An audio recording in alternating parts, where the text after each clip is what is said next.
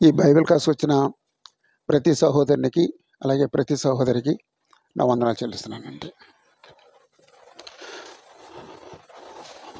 మనందరం చదవటానికే భయపడుతున్న ఆ ప్రకటన గ్రంథాన్ని నెమ్మదిగా చదవటానికి అర్థం చేసుకోవడానికి ప్రయత్నం చేద్దామండి.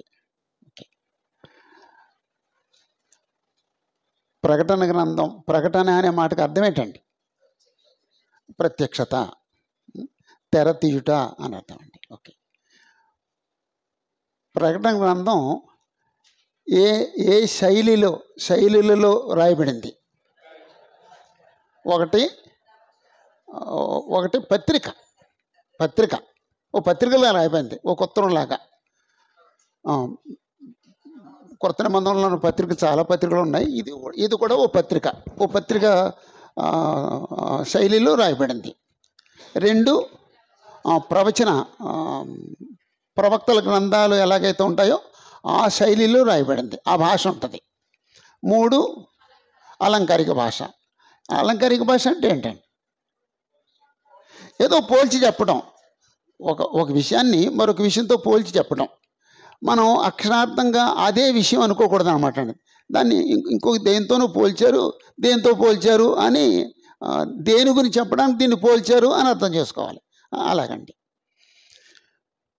గ్రంథకర్త యోహాను అంటే యేసు ప్రభు శిష్యుడైన యోహాను.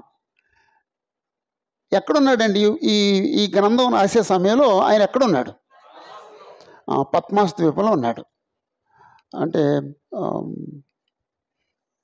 చిన్న ఆసియా అనే ఒక భాగం ఉంటుంది మన మ్యాప్ల్లో.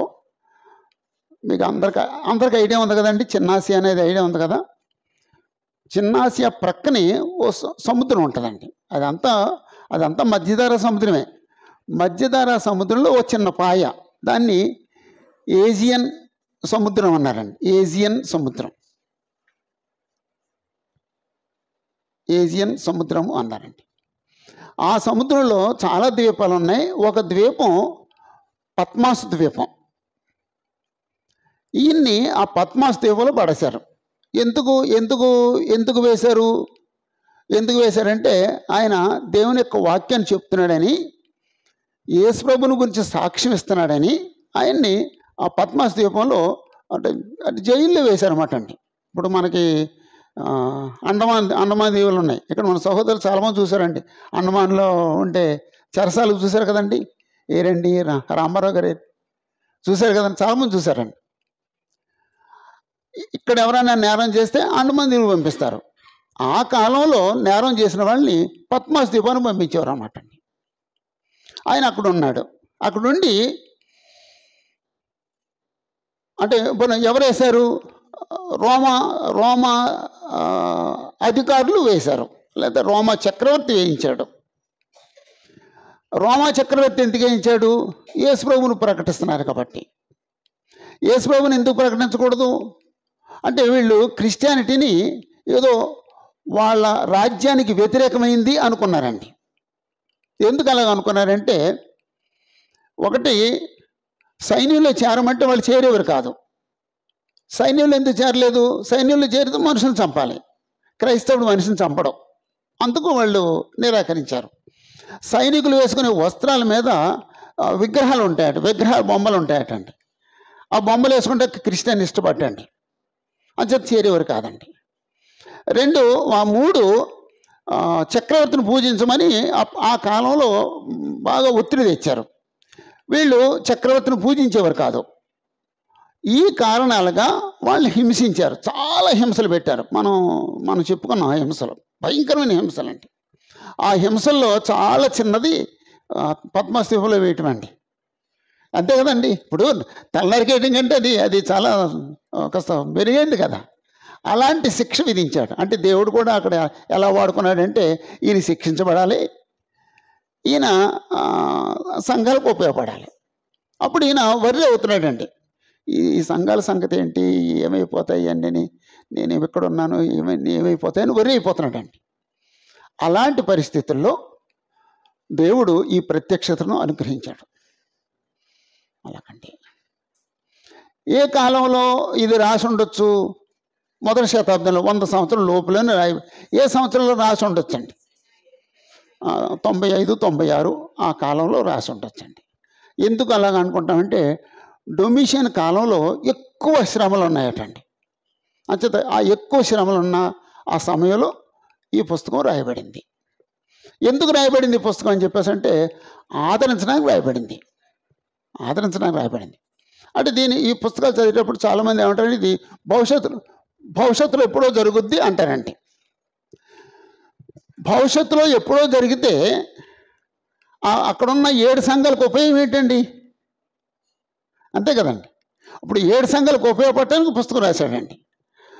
భవిష్యత్తులో ఎలా ఉపయోగపడుతుంది అంటే అలాంటి శ్రమలు వస్తే ఇక్కడ దేవుడు ఎలాగైతే వాళ్ళని రక్షించాడో ఆదరించాడో ఎలాంటి శ్రమల్లో ఉన్నవన్నైనా సరే ఆదరిస్తాడు దేవుడు. ఆ సూత్రం తీసుకుని మనం ఆదరించబడటం తప్ప మన కోసం రాసింది కాదు. అంటే స్టీల్ ప్లాంట్లో ఉన్న క్రీస్తు యొక్క సంఘానికి రాసింది కాదు.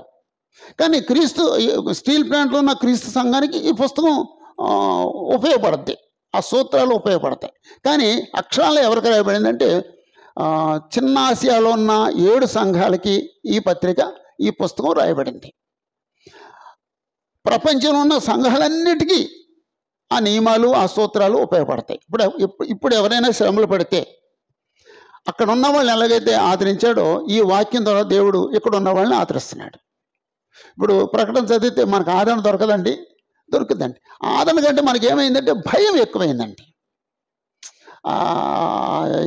ఏంటంటే మిడతలు చూసి, తేళ్లు చూసి, ఆ భూకంపం చూసి, వీటన్నిటిని చూసి మనం భయపడటం మొదలెట్టామండి. ఎందుకు భయపడుతున్నాం? ఇప్పుడు విశ్వాసిని భయపెట్టడానికి ఆ పుస్తకం రాయబడిందా? హింసించేవాడిని భయపెట్టడానికి ఆ పుస్తకం రాయబడిందా? మరి మనం హింసించట్లేదు కదా, అసలు మనం భయపడవలసిన అవసరం లేదండి. అక్కడున్న వాళ్ళకి అది ఎలా ఉపయోగపడిందో చూసి అక్కడ నేను నేర్చుకునే తప్ప నాకు ఆ భూకంపం వచ్చేద్దేమో, నాకు ఆ తుఫాను వచ్చేద్దేమో, నాకు రక్తం అనపడద్దేమో, నా మీదకి మిడతలు వస్తాయేమో, అలాగ భయపడవలసిన అవసరం లేదండి. అది ఎక్కువ మంది భయపడేది దానికేనండి. అంచేత అలా కాకుండా ఎవరైతే హింసిస్తున్నారో, 2 మనుషులు ఉన్నారండి. ఒకళ్ళు హింసించేవాళ్ళు, ఒకళ్ళు హింసించబడేవాళ్ళు. హింసించబడేవాళ్ళని దేవుడు ఆదరించడానికి ఈ పుస్తకం రాయించాడు. హింసించే వాళ్ళని దేవుడు శిక్షిస్తాడు. అయితే హింసించేవాళ్ళు కూడా మారు మనసు పొందాలని దేవుడు కోరతాడండి. అంటే యాక్చువల్గా రోమీలు రక్షించబడాలని మనం కోరుకోమండి. మనం ఆ పుస్తకం చదువుతున్నప్పుడు రోమీలు రక్షించబడాలని మనం కోరుకోమండి. అర్థమైందని పాయింట్. రోమీలేమో క్రైస్తవులు హింసిస్తున్నారు. క్రైస్తవులు ఆదరించబడాలి అని కోరుకుంటాం మనం. రోమీలు రక్షించబడాలని కోరుకుంటామండి. నాశనం అయిపోవాలి, సర్వనాశనం అయిపోవాలని కోరుకుంటామండి. కానీ ఈ పుస్తకంలో గొప్ప సంగతి ఏంటి తెలుసండి? దేవుడు వాళ్ళకు కూడా మారు మనసు పొందే అవకాశం దయచేస్తాడండి. అసలు మనం ఊహించలేమండి. అది ఆ దేవుని యొక్క తత్వం మనం ఊహించలేమండి. అలాంటి హింసించే వాళ్ళు కూడా రక్షించబడాలని, మారు మనసు పొందాలని దేవుడు కోరతాడండి. అది దేవుని చేత 16వ అధ్యాయం వచ్చినప్పుడు చదువుతామండి. అంటే 6వ అధ్యాయం నుంచి మనం అది గమనిస్తాం. 16లో స్పష్టంగా ఉన్నాయండి ఆ మాటలు. అయినను వారు మారు మనసు పొందలేదు, అయినను వారు మారు మనసు పొందలేదు, అయినను వారు మారు మనసు పొందలేదు అని చెప్పేసి అంటాడండి. ఆ విధంగా ఆ ప్రకటన గ్రంథం రాయబడింది. ఉపోద్ఘాతం మొన్న లాస్ట్ టైం చూసాం. ఇప్పుడు మనం పుస్తకంలోకి వెళ్దామండి. పుస్తకంలోకి వెళ్ళి నెమ్మదిగా ఒక్కొక్క వచనాన్ని చదువుదామండి.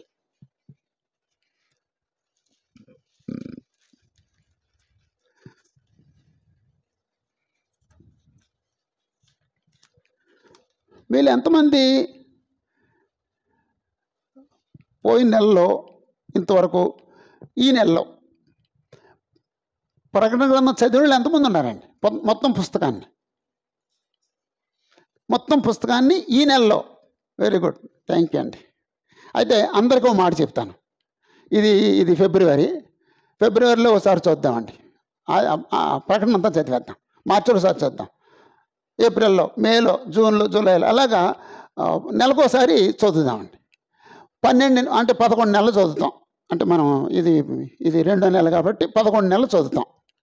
11 సార్లు ప్రకటన గ్రంథం చదివితే ఎలాగుంటుందో చెప్పండి ప్రకాష్ రావు గారు. చాలా సులువైపోద్దండి, పుస్తకం అంతా అర్థమైపోద్దండి. ఏ మాట ఎక్కడుందో తెలిసిపోద్దండి, ఏ వచనం ఎక్కడుందో తెలిసిపోద్దండి, ఏ భావం ఎక్కడుందో తెలిసిపోద్దండి, ఏ ఉదాహరణ ఎక్కడుందో తెలిసిపోద్దండి. చదవగలమండి? చదవలేమంటారా? చదవగలమండి, చదువుదామండి. ఓకే.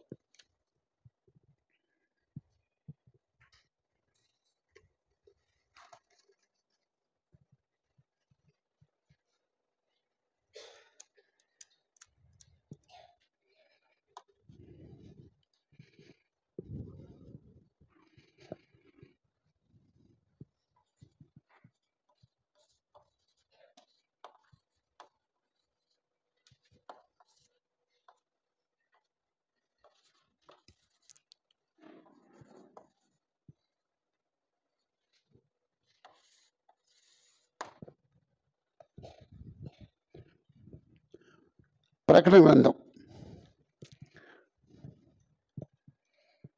1వ అధ్యాయం 1వ వచనం నుండి 8వ వచనం వరకు ఉపోద్ఘాతము.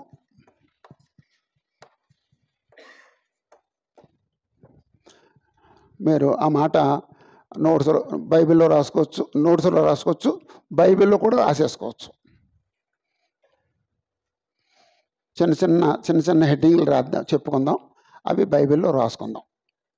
ఉపోద్ఘాతం. ఎవరి దగ్గర మైక్ ఉందా? మీ దగ్గర ఉందా? ఓకే. మొదటి 8 వచనాలు చదవండి బ్రదర్. మొదటి 8 వచనాలు. యేసుక్రీస్తు తన దాసులకు కనపరచుటకు దేవుడు ఆయనకు అనుగ్రహించిన ప్రత్యక్షత. ఈ సంగతులు త్వరలో సంభవింపనై ఉన్నవి. ఆయన తన దూత ద్వారా వర్తమానము పంపి తన దాసుడైన యోహానుకు వాటిని సూచించెను. అతడు దేవుని వాక్యమును గూర్చియు యేసుక్రీస్తు సాక్ష్యమును గూర్చియు తాను చూచినంత మట్టుకు సాక్ష్యమిచ్చెను. సమయము సమీపించినది కనుక ఈ ప్రవచన వాక్యములు చదువువాడును వాటిని విని ఇందులో వ్రాయబడిన సంగతులను గైకొనువారును ధన్యులు. యోహాను ఆసియాలో ఉన్న 7 సంఘములకు శుభమని చెప్పి వ్రాయినది. వర్తమాన భూత భవిష్యత్ కాలములలో ఉన్నవాని నుండి, ఆయన సింహాసనం ఎదుటనున్న 7 ఆత్మల నుండి, నమ్మకమైన సాక్షియు, మృతుల్లో నుండి ఆది సంభూతుడిగా లేచిన వాడును, భూపదులకు అధిపతియునైన యేసుక్రీస్తు నుండి కృపా సమాధానములు మీకు కలుగునుగాక. మనలను ప్రేమించుచు తన రక్తము వలన మన పాపముల నుండి మనలను విడిపించిన వానికి మహిమయు ప్రభావమును యుగయుగములు కలుగునుగాక. ఆమేన్. ఆయన మనలను తన తండ్రియగు దేవునికి ఒక రాజ్యముగాను యాజకులనుగాను చేసెను. ఇదిగో ఆయన మేఘారూఢుడై వచ్చుచున్నాడు. ప్రతి నేత్రము ఆయనను చూచును, ఆయనను పొడిచిన వారును చూచెదరు. భూజనులందరూ ఆయనను చూచి రొమ్ము కొట్టుకుందురు. అవును, ఆమేన్. అల్పాయు ఓమేగయు నేనే, వర్తమాన భూత భవిష్యత్ కాలములలో ఉండువాడును నేనే అని సర్వాధికారియు దేవుడునగు ప్రభువు సెలవిచ్చుచున్నాడు. చాలండి.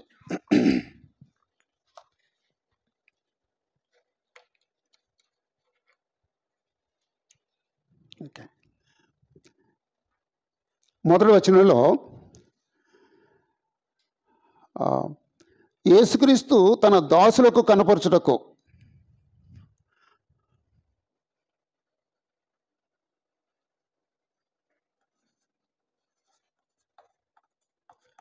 యేసుక్రీస్తు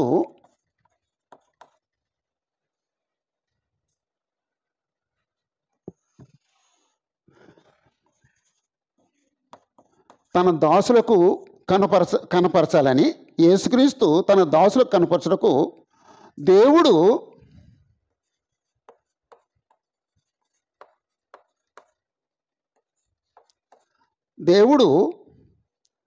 అనుగ్రహించిన ప్రత్యక్షత అని చెప్పేసి అంటే ప్రకటన అని. అంటే ప్రత్యక్షత అనే మాటను గుర్తుపెట్టుకోండి. అక్కడ 2 అంకేసి ప్రకటన అన్నాడండి. యేసుక్రీస్తు తన దాసులకి కనపరచాలని దేవుడు యేసుక్రీస్తుకి అనుగ్రహించిన ప్రత్యక్షత. ఈ సంగతులు త్వరలో సంభవింపనివి. ఆయన అంటే యేసుక్రీస్తు తన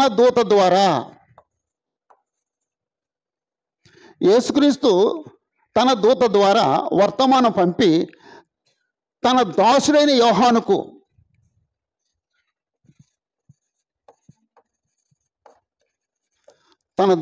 యోహానుకు వాటిని సూచించెను. అతడు దేవుని వాక్యమును గురించి అంతే.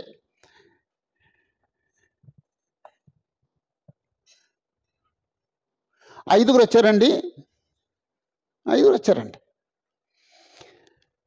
యేసుక్రీస్తు తన దూత ద్వారా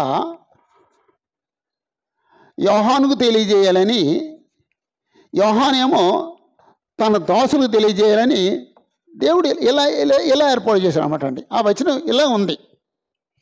యేసుక్రీస్తు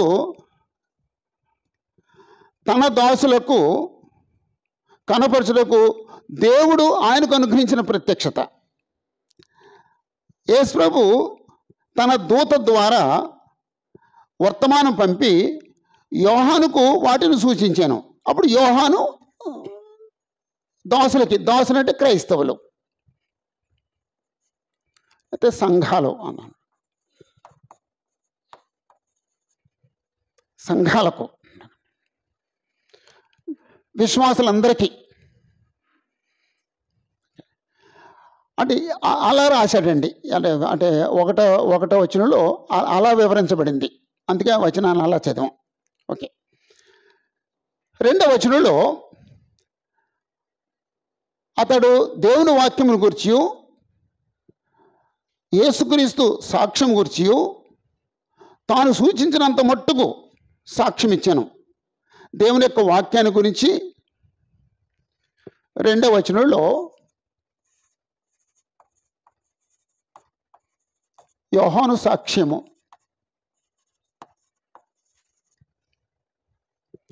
యోహాను ఎవరెవరి గురించి సాక్ష్యం ఇచ్చాడు?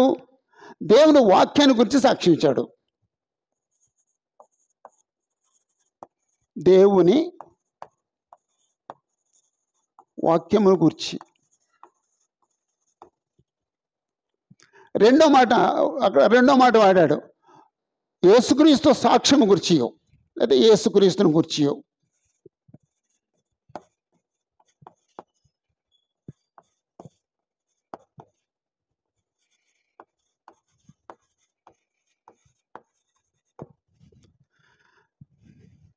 యేసుక్రీస్తుని గురించి సాక్ష్యం ఇచ్చాడు. ఇక్కడ ఒక నిమిషం ఆగుదామండి. యేసు ప్రభు గురించి సాక్ష్యం ఇచ్చారు అని చెప్పేసి అంటే, లేదా మధ్యన ఇంకో మాట, ఇవి అంటే యేసు ప్రభు తన దూతలకు చెప్పబోయే, లేకపోతే తన దాసులకు చెప్పబోయేవి త్వరలో సంభవిస్తున్నాయి. అది తర్వాత ఆలోచిద్దామండి. ఓకే. ఇక్కడ యోహాను సాక్ష్యం ఇవ్వటానికి సంబంధించి ఒక మాట చదువుదామండి. మొదటి యోహాను పత్రిక ఒక 2 లైన్లు తీయండి. 2 కాదు 3 కాగితాలు తీయండి.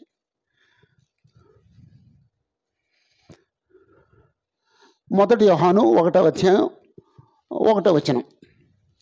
జీవవాక్యంను గూర్చినది ఆది నుండి ఏది ఉండునో, మేమేది వింటుమో, కన్నులారా ఏది చూచుతమో, ఏది నిదానించి కనుగొంటుమో, మా చేతులు దేనిని తాకి చూచనో అది మీకు తెలియజేయుచున్నాము. చాలండి. యోహాను తన పత్రికలో ఈ మాట రాశాడు. జీవవాక్యమును కూర్చున్నది అంటే యోహాను సువార్త 1వ అధ్యాయంలోనేమో ఆదియందు వాక్యం ఉండెను, వాక్యం దేవుని యొద్ద ఉండెను అన్నాడు. ఆ జీవవాక్యం గురించి మాట్లాడుతూ ఎవరంటే జీవవాక్యం యేసు ప్రభు.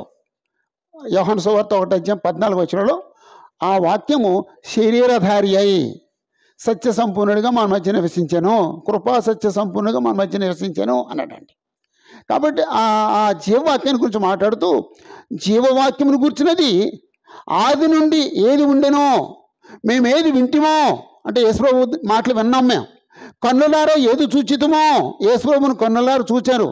ఏది నిదానించి కనుగొంటిమో, మా చేతులు దేనిని తాకి చూచానో, యేసుప్రభుని వారు చేతులతో తాకి చూశారు. అది మీకు తెలియజేస్తున్నాము అన్నాడు. అలాగే అది అది అద్భుతంగా ఉంటుందండి ఆ వచనం. ఎప్పుడన్నా మనసు పెట్టి చదివితే. ఇప్పుడు యేసుప్రభు కొండ మీద అదే రూపాంతరం చెందినప్పుడు వీళ్ళు కన్నులారా చూశారు కదండి. నిదాన్ని చూసుంటారు కదండి. ఏంటి ఎలాగైపోయాడు మన ప్రభు ఎంతవరకు ఒకలాగా ఉన్నాడు, ఇప్పుడు ఎలాగైపోయాడు, నిదాన్ని చూసుంటారు కదండి. అదే చెప్పారండి. 2 పేతురులో పేతురు కూడా ఆ విషయాన్ని మాట్లాడాడు. 2 పేతురు 1వ అధ్యాయం, అంటే పేతురు రాసిన 2వ పత్రిక 1వ అధ్యాయం 16-17 వచనాలు. ఏలి అనగా చమత్కారంగా కల్పించిన కథలను అనుసరించి మన ప్రభువైన యేసుక్రీస్తు యొక్క శక్తిని, ఆయన రాకడను మేము మీకు తెలుపలేదు కానీ, యేసుప్రభు శక్తిని, యేసుప్రభు రాకడిని కల్పనా కథలతోనూ లేకపోతే అదే అంటే ఏదో నేర్చుకున్న మాటలతోనూ మాట్లాడకూడదండి. వాస్తవాలతో మాట్లాడాలండి, సామాన్యంగా మాట్లాడాలండి. మన గొప్పను తెలియజేసే పదాలు యేసుప్రభు వర్ణించడానికి ఉపయోగించకూడదండి. యేసుప్రభు కార్యాలే యేసుప్రభుని వర్ణించాలి. నీ భాష అక్కర్లేదు, దాని కొంచెం తగ్గిస్తే సరిపోతుంది. నీ భాష వచ్చిందంటే నువ్వు మహింపరచబడతావు, యేసుప్రభు తగ్గిపోతూ ఉంటాడు. అక్కర్లేదండి, చమత్కారాలు అక్కర్లేదండి, కల్పించిన మాటలు అక్కర్లేదండి. అక్కడ ఆ మాట్లాడే వ్యక్తి వినయంతో మాట్లాడాలి, విధేయతతో మాట్లాడాలి, ప్రభువును ఘనపరుస్తూ మాట్లాడాలి. అందుకే ఆయన అంటాడు, చమత్కారంగా కల్పించిన కథలను అనుసరించి యేసుక్రీస్తు యొక్క శక్తిని, ఆయన రాకడను మీకు మేము తెలపలేదు. మరి అలా తెలిపాం. 17వ వచనం. ఆయన మహాత్మ్యమును మేము కనులారా చూసిన వారమై తెలిపితిమి. మహాత్మ్యాన్ని కన్నులారా చూశారు. ఎప్పుడు చూశారండి? మత్తయి సువార్త 17 చూశారండి. ఈయన నా ప్రియకుమారుడు, ఈయన యందు నేను ఆనందించుచున్నాను అను శబ్దము మహా దివ్య మహిమ నుండి ఆయన యొద్దకు వచ్చినప్పుడు తండ్రి అయిన దేవుని వలన ఘనతయు మహిమయు ఆయన పొందగా, మేము ఆ పరిశుద్ధ పర్వతము మీద ఆయనతో కూడా ఉండిన వారమై ఆ శబ్దము ఆకాశం నుండి రాగా వింటిమి. చాలండి. ఈయన ప్రియకుమారుడు, ఈయన యందు నేను ఆనందిస్తున్నాను అని యెహోవా దేవుడు యేసుప్రభు గురించి చెప్పిన ఆ మాట ఆ మహాదివ్య మహిమ నుండి ఆయన యొద్దకు వచ్చినప్పుడు మేము తండ్రి దేవుని వలన ఘనతయు మహిమయు ఆయన పొందగా చూసాం. అలా అండి. ఎంత ఎంత ఎంత ఎంత అద్భుతమైన అనుభవం వాళ్ళు కలిగింది. యేసుప్రభుని మహిమలో చూడటం, యేసుప్రభు గురించి దేవుడు సాక్ష్యం ఇచ్చిన, దేవుడు ఇచ్చిన సాక్ష్యాన్ని వినటం గొప్ప భాగ్యం కదండి. అంచేత వాళ్ళిద్దరూ ఆ విషయాలు చెప్పుకున్నారండి. అయితే యాకోబు కూడా ఉన్నాడు. యాకోబు చెప్పడానికి లేదు, ఎందుకంటే ఆయన చనిపోయాడు అని రాయలేదండి. అమ్మ ఎవరికైనా నిద్ర వస్తుందండి? ఎవరికైనా నిద్ర రావట్లేదు కదా? ఓకే. యాకోబు ఉన్నాడు, కానీ యాకోబు రాయటం లేదండి, చనిపోయాడండి. ఆయన కొంచెం ఎర్లీగా చనిపోయాడు.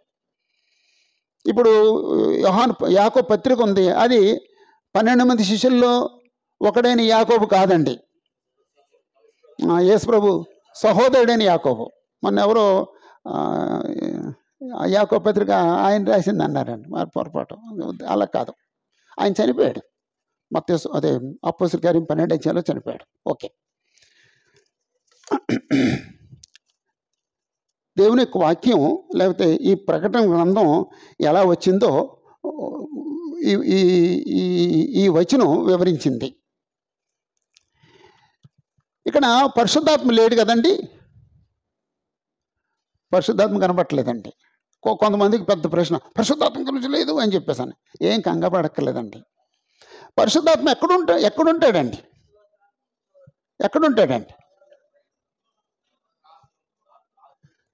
ఇక్కడ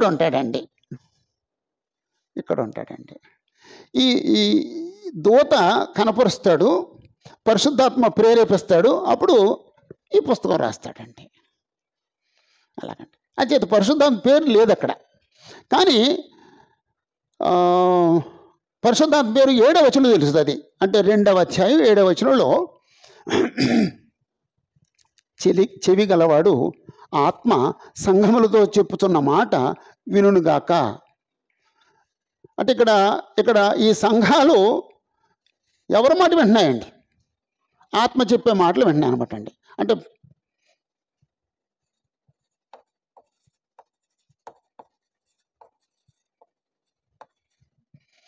పరిశుద్ధాత్మ ప్రేరణ వల్ల యోహాను ఈ పుస్తకం రాస్తే అప్పుడు ఆ దాసులు పొందారు.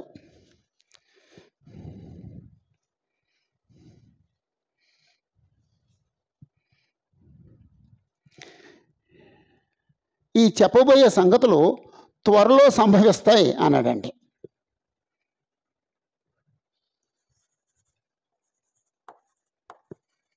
త్వరలో సంభవించును.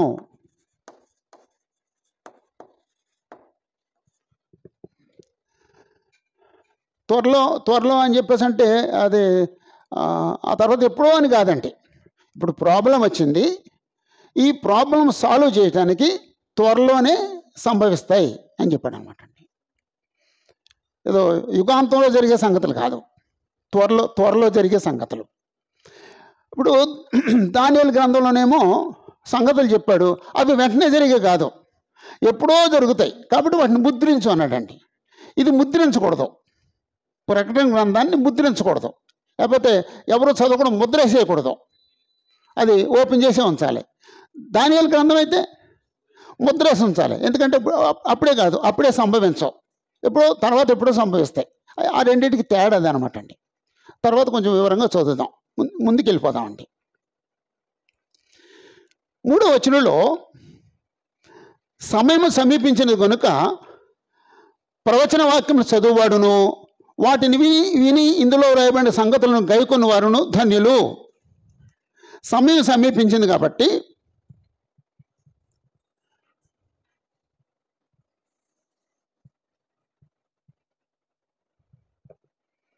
మూడవ వచనంలో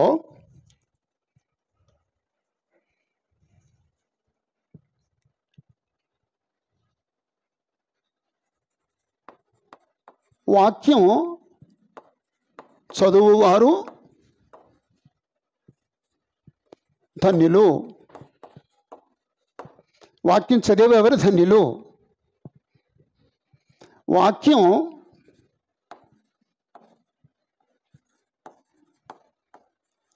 వినేవారు ధన్యులు. యాక్చువల్గా వాక్యం చదవటం మహాభాగ్యం. ఉదయం లేచి వాక్యం చదవటం మామూలు విషయం కాదండి. ఎంతమందికి ఆ అలవాటు ఉందండి, ఉదయం లేచి బైబిల్ చదివే అలవాటు? మహాభాగ్యం అండి అది. బైబిల్ చదివినప్పుడు హృదయం ఎంత తేలిక అవుద్దో, ఏదన్నా ఒక మంచి భావం మన హృదయానికి హత్తుకున్నప్పుడు ఎంత ఆనందం కలుగుద్దో. అంటే యాక్చువల్గా మనం దేవుడితో కొంత సమయం గడిపాం అనే ఫీలింగ్ వస్తుందండి, అది చాలా మంచిదండి. ఓకే, అప్పుడు చదువుతారు కదా, వెంటెందుకు? చదువు లేని వాళ్ళు దేవుని యొక్క వాక్యం వినాలండి. ఇక్కడ చదవటమే భాగ్యం, వినటం భాగ్యం, అంతకంటే అది భాగ్యం అండి. ఆ గైకొనటం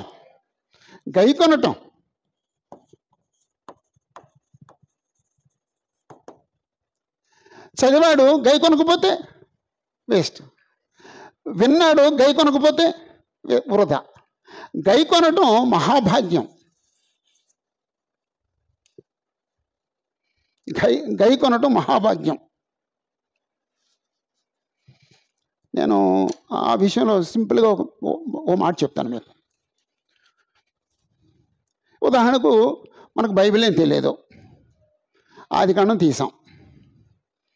ఆదికాండం తీసిన తర్వాత చదువుతున్నప్పుడు ఒక ఆదాము చరిత్ర చదివాం. ఆదాము చరిత్ర చదివిన తర్వాత ఆదాముకు దేవుడు ఆజ్ఞ ఇచ్చాడు, ఆదాము ఆజ్ఞను అతిక్రమించాడు. అప్పుడు మనం నేర్చుకోవాల్సిన బోధ ఏంటండి? అంతేనండి, ఆదాము అతిక్రమించాడు, నేను అతిక్రమించకూడదు. సింపుల్ అండి. దానికి అది ఎవరన్నా పెద్ద ప్రసంగం చేయాలా? అక్కర్లేదండి. మనం 3 అధ్యాయాలు చదివితే ఆ విషయం మనకు తెలిసిపోద్దండి. అప్పుడు మనం బోధించబడ్డాం. అప్పుడు తర్వాత నుంచి ఇంకేదన్నా చదివినప్పుడు ఏదన్నా ఒక నియమం వచ్చింది, ఆ నియమాన్ని మనం అతిక్రమించుకుంటే గైకున్నాం అనమాట అండి. మామూలుగానే ఆదాములాగే మనం కూడా నియమం మీరేస్తే గైకొనలేదనమాట అండి. అంతే కదండి, అంతే కదండి. ఆ కయ్యను హేబెలు చరిత్ర చదివాం. ఆ కయ్యను తమ్ముడిని ద్వేషించాడు. మనం నేర్చుకోవాల్సిన నీతి ఏంటండి? నేను ఎప్పుడు సహోదరుని ద్వేషించకూడదు. తమ్ముడిని చంపేశాడు. అంత కోపం ఎప్పుడు తెచ్చుకోకూడదు నేను. ఆ తర్వాత జీవితంలో ఎప్పుడైనా ఏదన్నా మనకు వ్యతిరేకమైన జరిగింది, కోపం వచ్చేసింది, అప్పుడు ఏమనుకోవాలండి? అరే రే కయ్యంలాగా నేను కోపపడకూడదు అనుకోవాలండి. అది గై కొనటం అండి. కోపంతో దుర్భాషణ ఆడటం.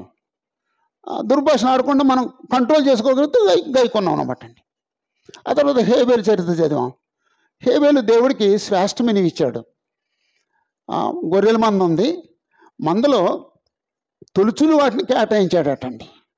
తొలుచులు వాటిని కేటాయించి ఆ తొలుచులు వాటిలో క్రొవ్వులు వాటిని ఇచ్చాడటండి దేవుడికి. అంటే ఆయన ఏమనుకున్నాడండి? దేవుడికి ద బెస్ట్ ఇవ్వాలనుకున్నాడండి. అప్పుడు మనం ఆ చదువుతున్న మనం అనుకుంటే ఏమైనా సరే నేను కూడా ద బెస్ట్ ఇస్తాను దేవుడికి అనుకోవాలండి. అంతేనండి. అప్పుడు భవిష్యత్తులో మనం ఏదన్నా దేవుడికి ఇవ్వాలనుకున్నప్పుడు తక్కువ ఇవ్వడానికి ప్రయత్నం చేయకూడదండి. ఏడుస్తూ ఇవ్వకూడదండి. ఎప్పుడన్నా దేవుడికి ఇవ్వాలనుకున్నప్పుడు ఇదంత ఇచ్చేది మనకి మన ఖర్చులు మన అవసరాలు అలా తీరుతాయి అని అనిపించి వెనక్కి లాక్కూడదండి. దేవుడికి ఇచ్చి చూడు, తర్వాత దేవుడు చూసుకుంటాడు. అంతేనండి. అలాగండి బైబిల్ చదవడం అంటే, అలాగండి గై కొనడం అంటే. ఆదాములాగే మనం ప్రతి నియమాన్ని ఎదిరిస్తూనే వ్యతిరేకిస్తూనే మీరుతూనే బ్రతుకుతున్నాం. గైకున్న వారు ధన్యులు అనండి. ధన్యులు అనే మాటకు అర్థం ఏంటండి? ధన్యులు. ఆ ధన్యులు అనే మాటకు అర్థం ఆనందభరితులు అని అర్థం.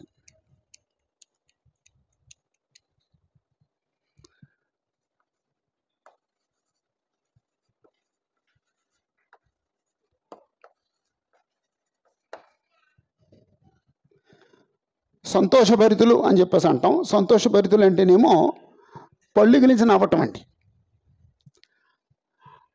టీవీ చూస్తున్నాం, ఏదో జోక్ వేశారు, హి అని నవ్వం, అది సంతోషం అండి. ఆనందం అంటేనేమో దేవుడిచ్చిన జీవ నియమాన్ని పాటిస్తే కలిగే ఆ సంతృప్తి ఆనందం అండి. ఇంతవరకు కూడి తినేసాం, అప్పుడు ఆనందం కలగదండి, సంతోషం కలుగుద్దండి. ఇంతే తిని ఈ మిగిలిన కూడు ఎవరికన్నా అడుక్కుని వాళ్ళు పెట్టాం, అప్పుడు ఆనందం కలుగుద్దండి. అది ఆనందం వేరు, సంతోషం వేరండి. ఇక్కడ మాట్లాడేది సంతోషం గురించి మాట్లాడుతున్నాడండి. కొన్నిసార్లు మన బైబిల్లో కూడా తర్జుమాలో సంతోషం దగ్గర ఆనందం అని, ఆనందం దగ్గర సంతోషం అని రాస్తారు. దాని గురించి కంగారు పడక్కర్లేదండి. అదే బైబిల్ కూడా అటు ఇటు రాశారు, దాని గురించి మీరు వర్రీ అవ్వాల్సిన అవసరం లేదండి. ఈ ధన్యులనే మాట మత్తయి సువార్త 5వ అధ్యాయంలో కనపడుతుందండి. ఆత్మ విషయమై దేనులైన వారి ధన్యులు, పరలోక రాజ్యం వారిది. అక్కడ 8 ధన్యతలు ఉంటాయండి. ఈ ప్రకటన గ్రంథంలో కూడా చాలా చోట్ల ధన్యతలు ఉన్నాయి. వీలైతే తర్వాత చూద్దామండి. అదే నేను రాశాను కానీ తర్వాత చూద్దాం, మన సమయం లెక్కలు కట్టుకుంటున్నానండి. కీర్తనలో కూడా చాలా చోట్ల ధన్యులనే పదం మనకు కనపడుతుంది. ఓకే, 4వ వచనంలో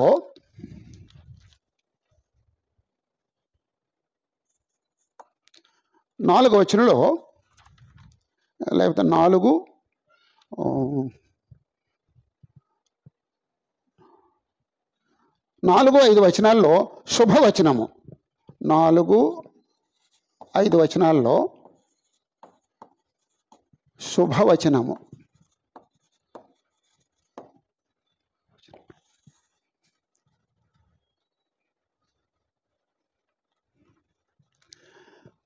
శుభవచనం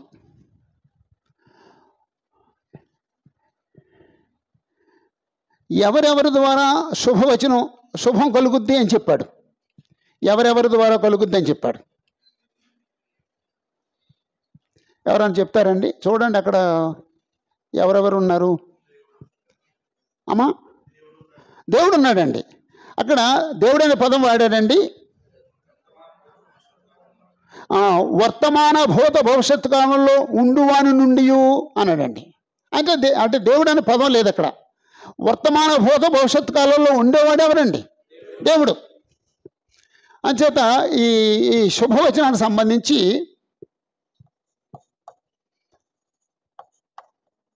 దేవుని నుండి, ఈ శుభవచనానికి సంబంధించి రెండో వ్యక్తి ఎవరండి? ఆయన సింహాసనం ఎదుటనున్న 7 ఆత్మల నుండి అన్నాడండి. 7 ఆత్మలు అంటే పరిశుద్ధాత్మ అండి.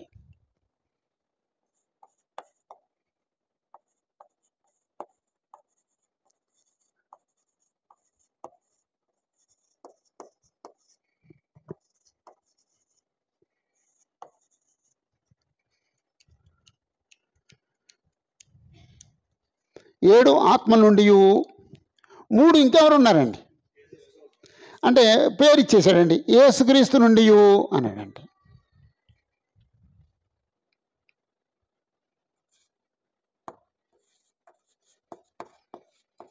యేసుక్రీస్తు నుండి.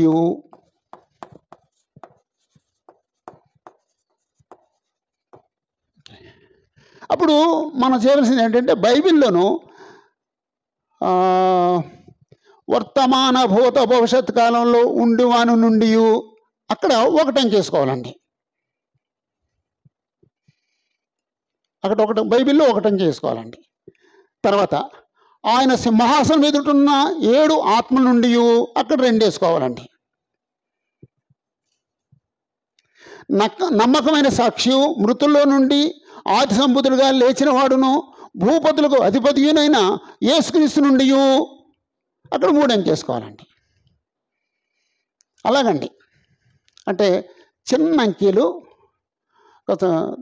తిక్కగా కనబడే నెంబర్లు వేసుకుంటే అది బ్రహ్మాండమైన అవుట్లైన్ అండి. అది 3 నుండి శుభవచనం చెప్పాడండి. యోహాను ఆసియాలో ఉన్న 7 సంఘములకు శుభమని చెప్పి రాయినది. ఆ శుభవచనం ఈ 3 నుండి. అప్పుడు దేవుని నుండి అనడానికి ఏమన్నాడంటే వర్తమాన భూత భవిష్యత్ కాలాల్లో ఉండేవాడు.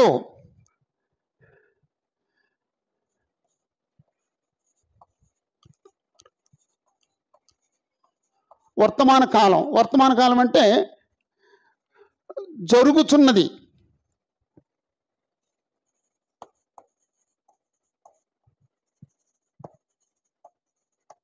జరుగుతున్న కాలం.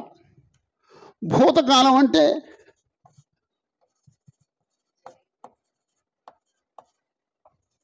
జరిగిపోయినది.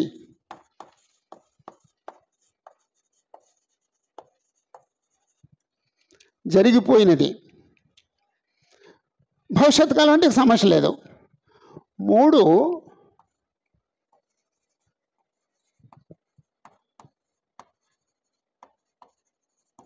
భవిష్యత్ కాలం అంటే జరగబోవునది.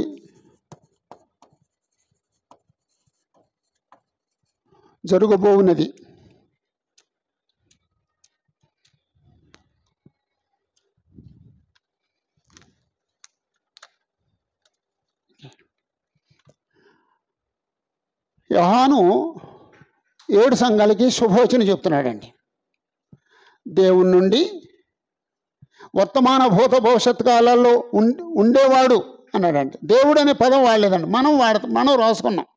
లేకపోతే ఉన్నవాడు అనుకుని బ్రాకెట్లు దేవుడు అని రాసుకోవచ్చండి. దేవుని నుండి లేకపోతే ఉన్నవాని నుండి ఎప్పుడున్నాడు? జరుగుతున్న కాలంలో ఉన్నాడు, జరిగిపోయిన కాలంలో ఉన్నాడు, జరగబోయే కాలంలో ఉంటాడు. ఆయన లేని కాలం ఏది ఉండదు.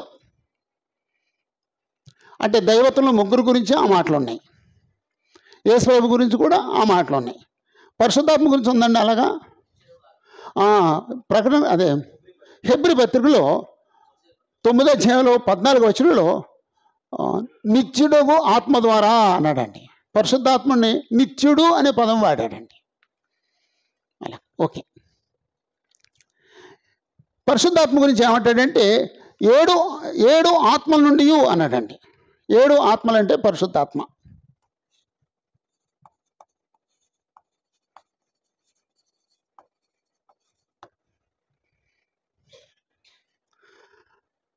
ఆయన సింహాసనం ఎదురు ఉన్నాడటండి. 7 ఆత్మలనే పదం ఎందుకు వాడి ఉంటారు? 7 అంటే సంపూర్ణం.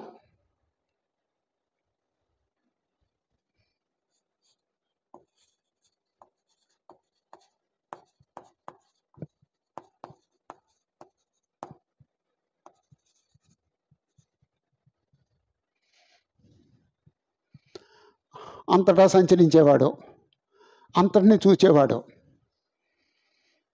అందుకు 7 ఆత్మలు అనే పదం వాడాడండి. ఆయన దేవుని యొక్క సింహాసనం ఎదుటున్నాడు అన్నాడండి. యేసుక్రీస్తు గురించి 3 మాటలు వాడాడండి. నమ్మకమైన సాక్షి,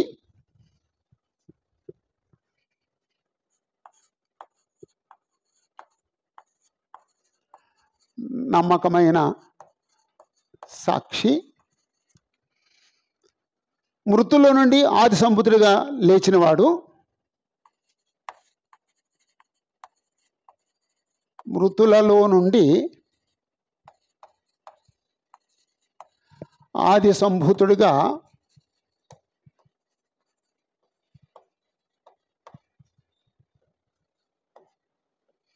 లేచినవాడు, భూపతులకు అధిపతి, భూపతులకు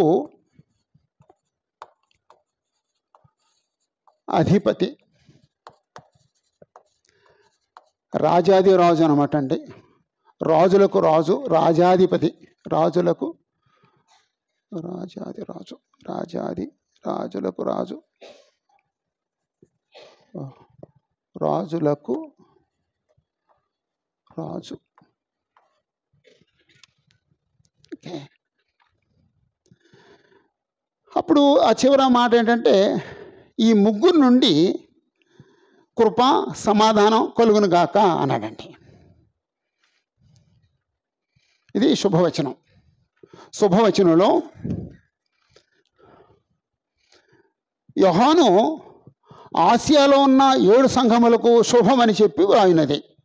వర్తమాన భూత భవిష్యత్ కాలాల్లో ఉన్నవాని నుండి ఆయన సింహాసనం ఎదుటనున్న 7 ఆత్మల నుండి నమ్మకమైన సాక్షియు, మృతుల్లో నుండి ఆది సంపుత్రుడిగా లేచినవాడును, భూపతులకు అధిపతినైన యేసుక్రీస్తు నుండి కృపా సమాధానములు మీకు కలుగునుగాక. కృపా సమాధానములు మీకు కలుగునుగాక అంటే ఇక్కడ రాయాలండి.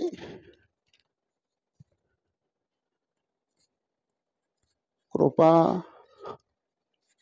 సమాధానములు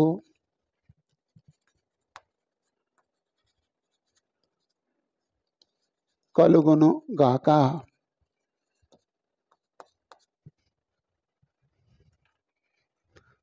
దేవుని నుండి కృప రావాలి, దేవుని నుండి సమాధానం రావాలి, యేసుప్రభు నుండి కృప రావాలి, యేసుప్రభు నుండి సమాధానం రావాలి, పరిశుద్ధాత్మ నుండి కృప రావాలి, పరిశుద్ధాత్మ నుండి సమాధానం రావాలి.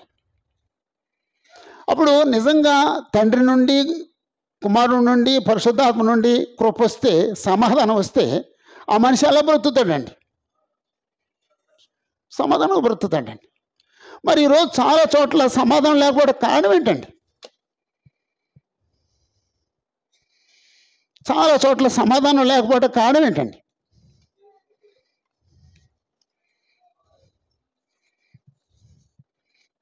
దేవుడు లేడండి. దేవుడు లేడండి. ఇప్పుడు దేవుని యొక్క వాక్యం చదువుతున్నాం. సమాధానంగా ఉండమని వాక్యం చెబుతుందా, కలహాలాడమని వాక్యం చెబుతుందా? అది గైకొంటే సమాధానం ఉంటుందండి. ఇప్పుడు ఈ వాక్యం చదివి రాజకీయాలు చేస్తే సమాధానం ఉండదండి. అదండి ఇక్కడ ప్రాబ్లం అంతా ఇదండి. చదవట్లేదా? చదువుతున్నాం. గ్రహించట్లేదా? గ్రహిస్తున్నాం. గాయకుంటున్నామా? గాయకుంటలేదు. అందుకే ఈ ప్రాబ్లమ్స్ అన్నానండి. ఇప్పుడు నేను ఆలోచించారండి, ఎందుకు నేను సమాధానంగా బ్రతకలేకపోతున్నాను? ఆలోచించారండి. నా భార్యతో నేను ఎందుకు సమాధానంగా బ్రతకలేకపోతున్నాను? నా భర్తతో నేను ఎందుకు సమాధానంగా బ్రతకలేకపోతున్నాను? నా తోటి సహోదరుడితో నేను ఎందుకు సమాధానంగా బ్రతకలేకపోతున్నాను? పరిశుద్ధులతో ఎందుకు నేను సమాధానంగా బ్రతకలేకపోతున్నాను? ఎప్పుడన్నా ఆలోచించారండి? సమాధానం లేకుండా కూడా పరలోకానికి వెళ్ళిపోదాం అనుకుంటున్నాము మనం.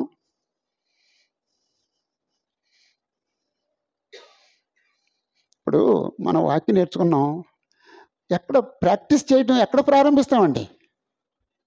ఎక్కడ ప్రారంభిస్తాం? కుటుంబంలోనండి. మరి కుటుంబంలో భర్తతో సమాధానం లేకపోతే, కుటుంబంలో భార్యతో సమాధానం లేకపోతే, సహోదరుడితో సమాధానం లేకపోతే, లోకస్తుడితో సమాధానంగా బ్రతకడానికి ప్రయత్నం చేయకపోతే కదా. అంటే అసలు ఎందుకు ఇలాగ వచ్చింది, ఎందుకు ఇలాగైంది, ఎందుకు ఇలాగ అవుతుంది అని మనం ఆలోచించట్లేదండి. గడిచిపోతుంది కదా, ఇలా గడిపేద్దాం అనుకుంటున్నామండి.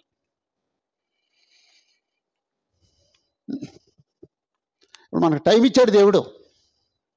కొందరికి టైం లేదు, మనకంటే ముందు చనిపోయిన వాళ్ళకి టైం లేదండి.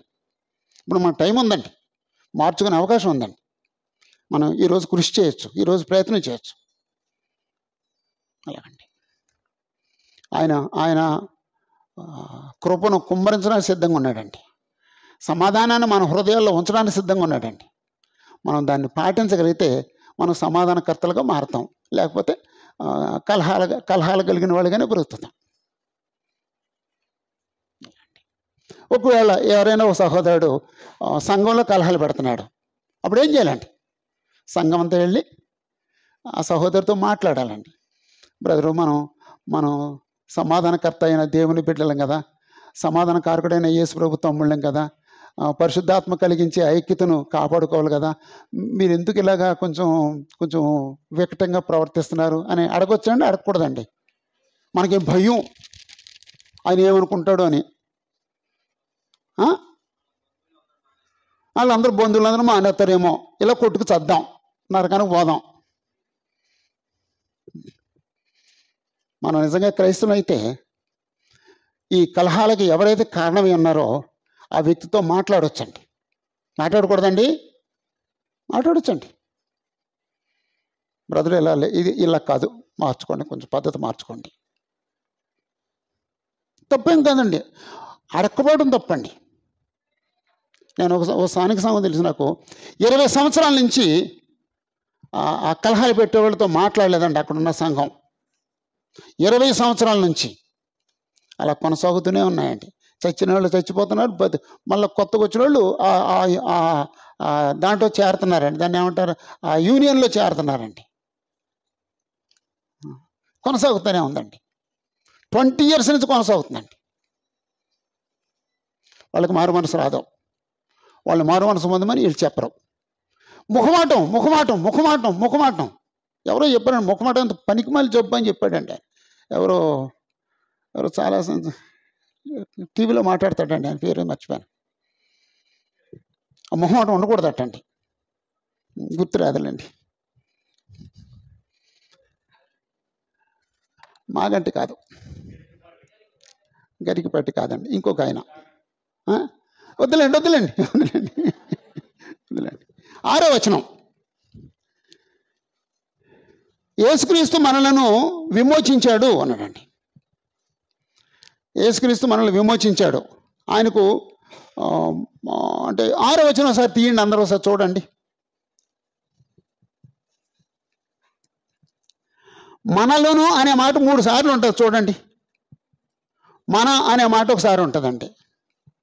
అంటే యేసు ప్రభు మనకేం చేశాడో చెప్పడానికి వ్రాయబడిన వచనం అండి అది. మనలను ప్రేమించుచు తన రక్తం వలన మన పాపముల నుండి మనలను విడిపించిన వానికి మహిమయు ప్రభావమును యుగయుగములు కలుగును గాక, ఆమేన్.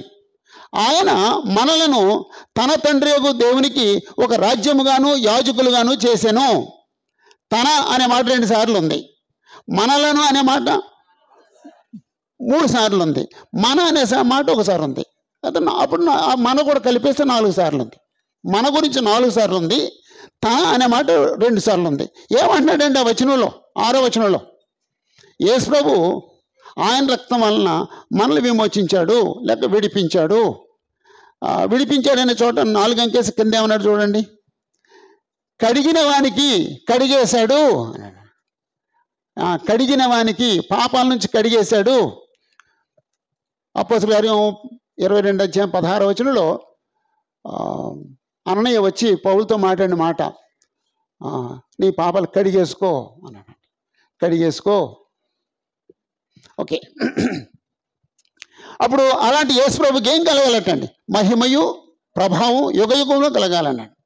అప్పుడు ఆ యేసు ప్రభు మనల్ని ఆయన తండ్రికి ఒక రాజ్యంగా, యాజకులుగా చేశాడు.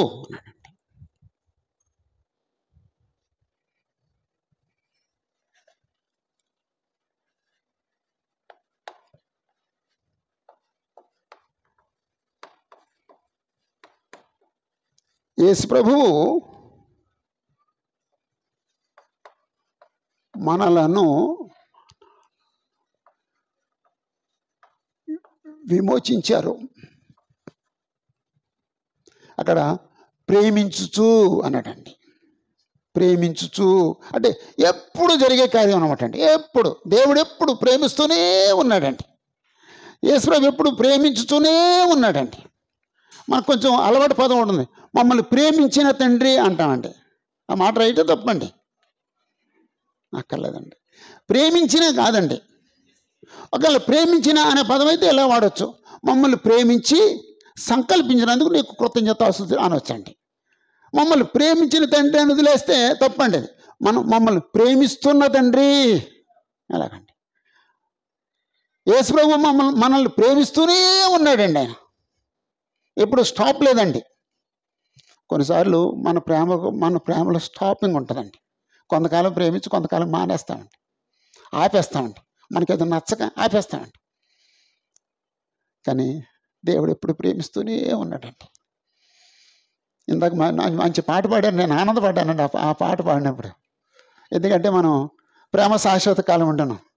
ప్రేమించు సహోదరుని, అదే మాట, ప్రేమించు సహోదరుని. ఒకసారి సువార్తకూటంలో నేను ఆ పాట పాడుతుంటే నా ప్రసంగం చేస్తున్నప్పుడు ఆ చరణం పాడించానండి.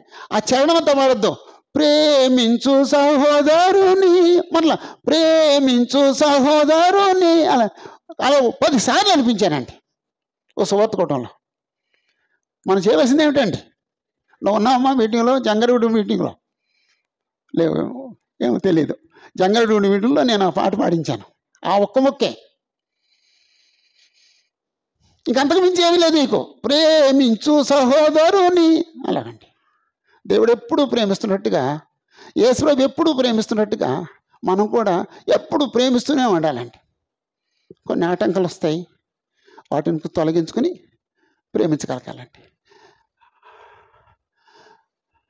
యేసు ప్రభు మనల్ని ప్రేమించి ఆయన రక్తం వల్ల మనల్ని విమోచించాడు. కాబట్టి ఆయనకి ఏం కలగాలంటే మహిమ ప్రభావము యుగయుగములు కలగాలి. నేనేం అవ్వట్లేదు అది.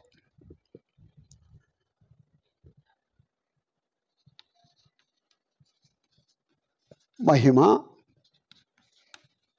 ప్రభావము యుగయుగములు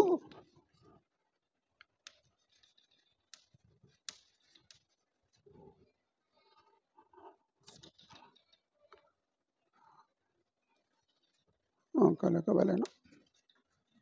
మహిమ ప్రభావాలు యుగయుగాలు కలగాలి.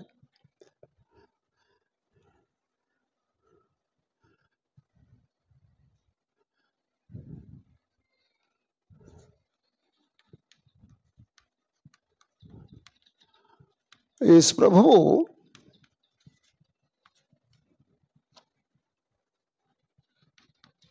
మనలను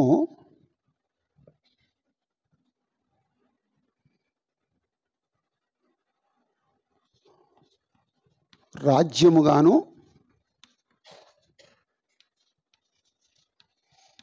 యాజకులనుగాను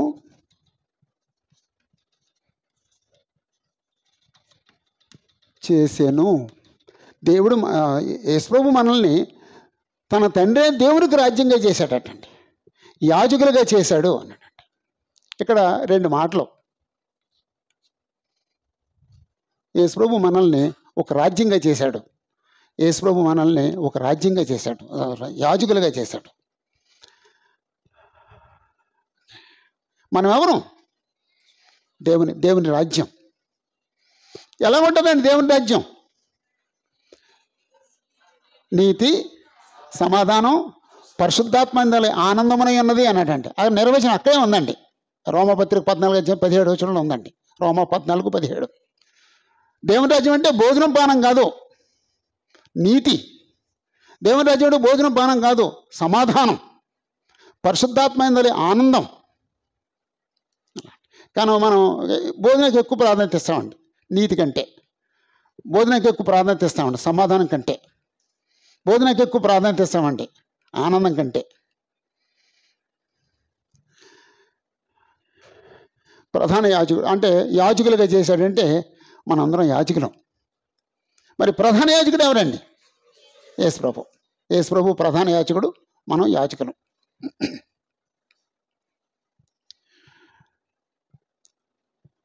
ప్రధాన యాజకుడు చేసే పనులు యాజకులు చేయరు. ప్రధాన యాజకుడు చేసే పని ప్రధాన యాజకుడే చేస్తాడు, యాజకులు చేసే పనులు యాజకులు చేస్తారు. కానీ ఆ ప్రధాన యాజకుడికి అందించాలండి ఇవన్నీ. ఈ యాజకులందరూ ఏం చేస్తారంటే ఆయనకు సహకరిస్తారు, ఆయన వాళ్ళు ఇవ్వాల్సిన అన్ని ఇస్తారు, ఆయనేమో ఆ మెయిన్ వర్క్ చేస్తాడు. ఇక్కడ యేసుప్రభు ప్రధాన యాజకుడు ఏం చేస్తున్నారండి? ఆయన తండ్రికి విజ్ఞాపన చేస్తున్నాడు. యాజకుడు పని ఏమిటంటే ప్రజలకు సేవ చేయటం. దేవునికి మనిషికి మధ్య నుండి ఆ ఇద్దరిని సమాధానపరచడం ప్రధాన యాజకుని పని. ఆ ప్రధాన యాజకుడికి సహాయం చేసే పని యాజకుల పని. మనం అందరం యాజకులం. యేసుప్రభు ఏమో ప్రధాన యాజకుడు. యేసుప్రభు చేసే పని ఏమిటంటే ప్రస్తుతం తండ్రి కుడిపార్శ్వలో కూర్చుని మన కోసం విజ్ఞాపన చేస్తున్నాడండి. అప్పుడు మనం చేయవలసింది ఏమిటండి? మనం అంటే నేను యాజకుడిని, ఆయన యాజకుడు అయినా సరే నేను ఆ సహోదరుడు యాజకుడుగా తగినట్టుగా బ్రతకడానికి నేను ఆయన ప్రోత్సహించాలండి. అప్పుడు అది ప్రధాన యాజకుడితో సహకరించడం అవుద్ది. అప్పుడు ప్రధాన యాజకుడు ఏం చేస్తాడంటే ఆ సహోదరుడి గురించి విజ్ఞాపన చేస్తాడండి. కాబట్టి ఈ యాజకుడు ఏం చేయాలి? ఇంకొక యాజకుడిని ఆత్మీయంగా బ్రతికేటట్టుగా ప్రోత్సహించాలన్నమాట అండి. అసలు ప్రధాన యాజకుడైన యేసుప్రభు దగ్గర పనిచేయడానికి అసలు మనం తగుదుమా? కానీ ఇచ్చాడండి. మనకు అర్హత లేదు, కానీ ఆ అర్హత ఇచ్చాడండి దేవుడు. పూర్వకాలంలో ప్రధాన యాజకుడు వేరు, రాజు వేరు కదండి. ఇప్పుడు ఆ రెండు ఒకే వ్యక్తి చేస్తున్నాడండి. అది యేసుప్రభు అండి. ఏ పుస్తకంలో ఉంటుందండి ఆ సంగతి? ఏ పుస్తకంలో ఉంటుందండి ఆ సంగతి? ఈ 2 పనులు అంటే లేకపోతే ఇంకో ప్రశ్న, ఒక నిమిషం అండి. యేసుక్రీస్తు యొక్క యాజకత్వాన్ని గురించి ఏ పుస్తకంలో దేవుడు రాయించాడండి? హెబ్రీ పత్రిక అండి. హెబ్రీ పత్రిక చదవండి. యేసుక్రీస్తు ప్రధాన యాజకుడికి కనపడతాడు. యాజకత్వాన్ని రాజరికాన్ని కలిపేసి ఒకే వ్యక్తిని చేసిన సందర్భం జరగబోతుంది అని ఏ పుస్తకంలో ఉంటుందండి? జకరియా గ్రంథంలో ఉంటుందండి. దేవుని చిత్తం అయితే ఎప్పుడైనా జకరియా గ్రంథం చదవండి. ఆ యాజకుడు వేరు, రాజు వేరు, కానీ భవిష్యత్తులో ఈ 2 కలిసిపోతాయి అని జకరియా గ్రంథంలో రాయబడింది. అక్షరాల 2 కలిసిపోయినాయండి. యేసుక్రీస్తే రాజు, యేసుక్రీస్తే ప్రధాన యాజకుడు.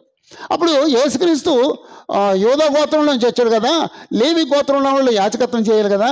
అప్పుడు ఈ యూదా గోత్రంలో నుంచి వచ్చినాడు యాజకుడు ఎలాగవుతాడు కదండి? అంటే మనకి ప్రశ్నలు ఏం లేవు, కానీ కొంచెం డీప్గా చదివితే ప్రశ్నలు వస్తాయి. ఎలా సాధ్యం అవుద్ది అని చెప్పి దానికి చెప్పాడండి దేవుడు. ఎలాగైంది? మెల్కీసెదెకు క్రమము చొప్పున యేసుప్రభు యాజకుడు అయింది మెల్కీసెదెకు క్రమం చొప్పున. యేసుక్రీస్తు రాజు అయింది యూదా గోత్రం చొప్పున. అలాగండి.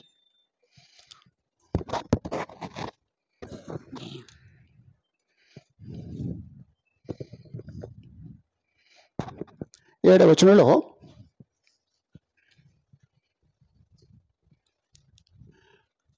7వ వచనంలో ప్రభువు వచ్చుతున్నాడు అన్నాడండి.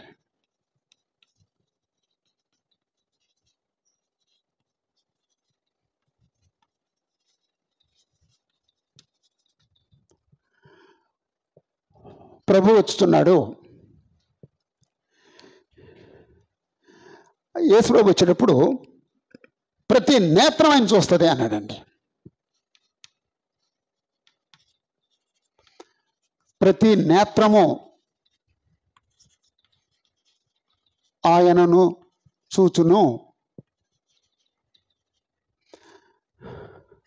ఆయనను పొడిచిన వారును ఆయనను చూతురు.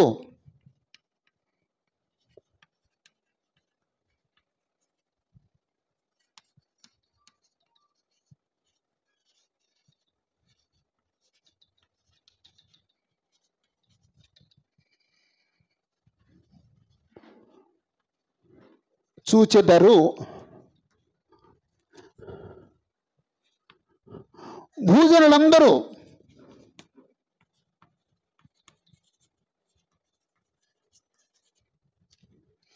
రొమ్ము కొట్టుకుందరు.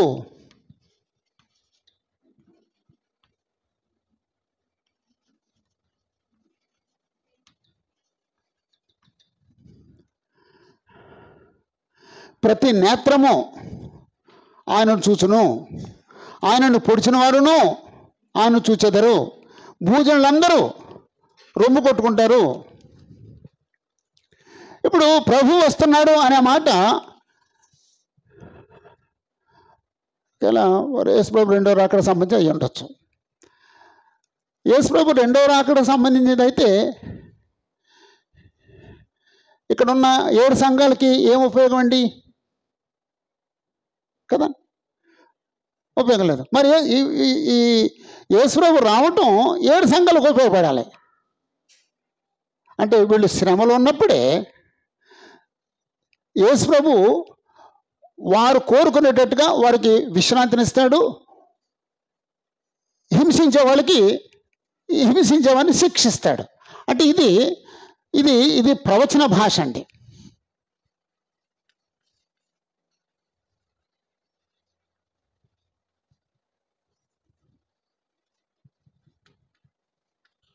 ప్రవచన భాష. యెహోవా వేంచేయుచున్నాడు అనే పదం ఎన్నిసార్లు ఉంటుందండి? ఇంచుమించు ప్రతి పత్రికలో ప్రతి ప్రవక్త గ్రంథంలో నా మాట ఉంటుందండి. యెషయా గ్రంథంలో చాలాసార్లు ఉందండి.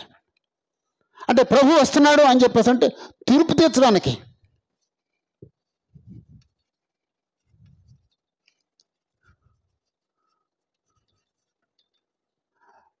అపోస్తలుల 2 అధ్యాయాలు పరిశుద్ధాత్మ రావటం కూడా రావటానికి కూడా ఈ పదమే వాడాడండి. అలాగండి. అంచేత ఇది ప్రవచన భాష. అప్పుడు ఈ భాష అంతా ఏంటండి?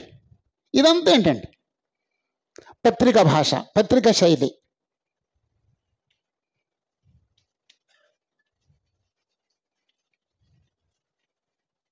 మీ నోట్స్లో పక్కన అలా రాసుకోండి వేరే కలర్తో.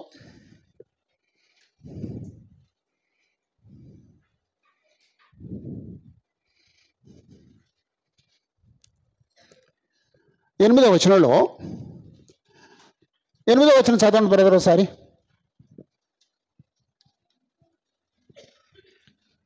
అల్ఫాయు ఓమేగయు నేనే, వర్తమాన భూత భవిష్యత్ కాలములలో ఉండువాడును నేనే అని చెప్పండి అని సర్వాధికారియు దేవుడు నాకు ప్రభువు సెలవిచ్చుచున్నాడు.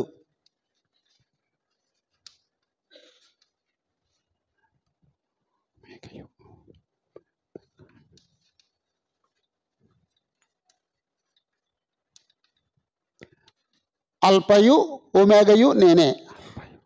ఆల్ఫా ఆల్ఫా ఆల్ఫా ఏంటండి? ఆల్ఫా ఏంటి, ఒమేగా ఏంటండి? అంటే గ్రీక్ అక్షరాలు అండి. ఆల్ఫా, బేటా, గామా, అయోటా, తేటా ఎంతమంది చెప్తారండి? చెప్పేస్తావన్నీ నిలబడి చెప్పాయి. ఆ మైక్ ఒకసారి ఉండి ఆమెకి తొందరగా ఉండి స్పీడ్గా. నేను చాలా చోట్ల అడుగుతాను, ఎవరు చెప్పరు. ఆమెకి నిలబడమ్మా, ఆమెకి ఇచ్చే మైక్ ఇచ్చేయండి. గ్రేట్. గ్రీకు అక్షరాలు చెప్తుంది, ఏబిసిడీలు చెప్పినప్పుడు చెప్తుందండి ఆమె. ఓకే, మైక్ ఆపేసేటండి నేను. Alpha, beta, gamma.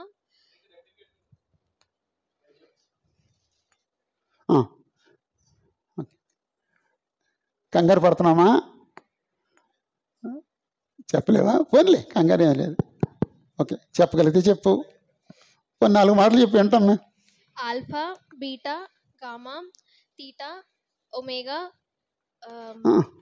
Omega. Okay okay, కంగారు పడిపోయారు, కూర్చో. అది తీసుకోండి. ఆల్ఫా అనేది అంటే ఏబిసిడీలుగా ఉంటాయండి. అవి కూడా పెద్ద అక్షరాలు చిన్న అక్షరాలు ఉంటాయి. పెద్ద అక్షరాలు ఏ ఉన్నట్టు ఏ ఉంటుంది, చిన్న అక్షరాలు ఏ ఉన్నట్టు ఆల్ఫా చిన్న అక్షరం ఉంటుందండి. ఓకే, నేను ఒకసారి ఇలాగే చెప్పమంటే ఎవరు చెప్పలేదండి. ఓ బీఈడి మాస్టర్ ఉన్నాడు, మీరు చెప్పలేరంటే చెప్పలేనండి. నేను వచ్చే నెలకి మీరు ఆల్ఫాబెటాలు రాసి నాకు ఇవ్వండి అన్న. రాశాడండి.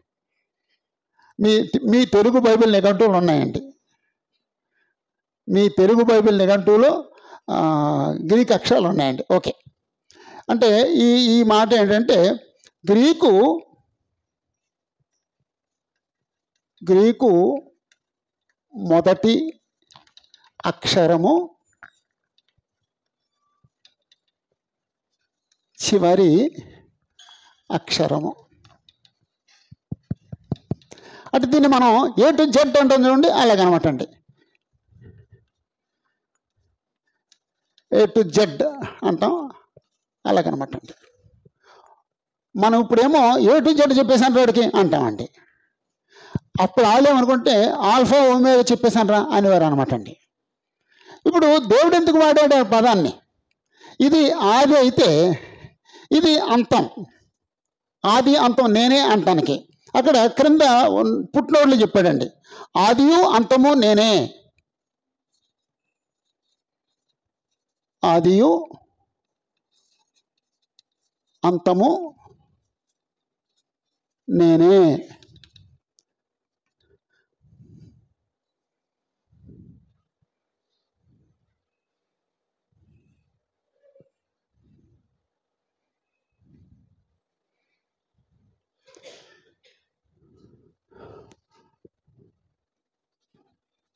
వర్తమాన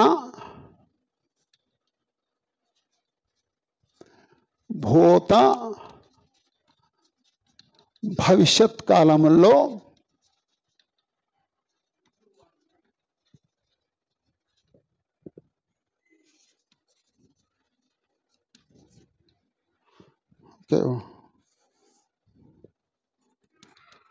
ఉండు వాడను నేనే. ఆల్ఫయు ఓమేగయు నేనే, ఆదియు అంతము నేనే, వర్తమాన భూత భవిష్యత్ కాలముల్లో ఉండువాడను నేనే అని అని సర్వాధికారియు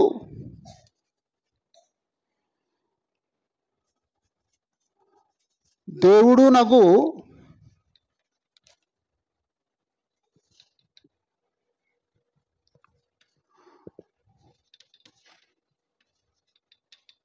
ప్రభువు సెలవిచ్చుతున్నాడు.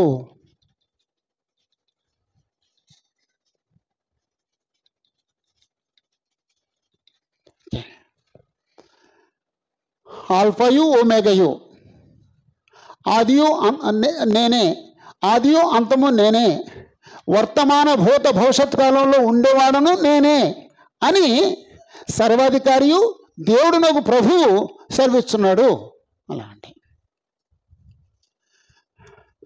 అప్పుడు ఈ ఉపోద్ఘాతం అయిపోయిందండి. అంటే ఉపోద్ఘాతంలో ఏం చెప్పాడండి? గ్రంథకర్త ఎవరు చెప్పాడండి? గ్రంథకర్త చెప్పాడండి. అప్పుడు ఇక్కడ రాసుకోలేదండి. యోహాను ఆసియాలో ఉన్న 7 సంఘములకు శుభం అని చెప్పి రాయినది అని శుభవచనం చెప్పేసుకున్నాం, కానీ ఆ మాట రాయలేదండి. అక్కడ గ్రహీతలు ఎవరో చెప్పాడండి. గ్రహీతలు చెప్పాడండి, శుభవచనం చెప్పాడండి.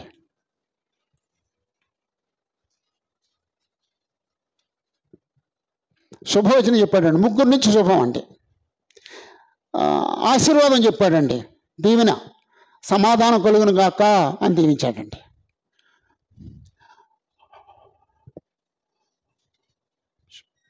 ఒక అంశం చెప్పాడండి. అంశం ఏంటంటే యేసుప్రభు మనల్ని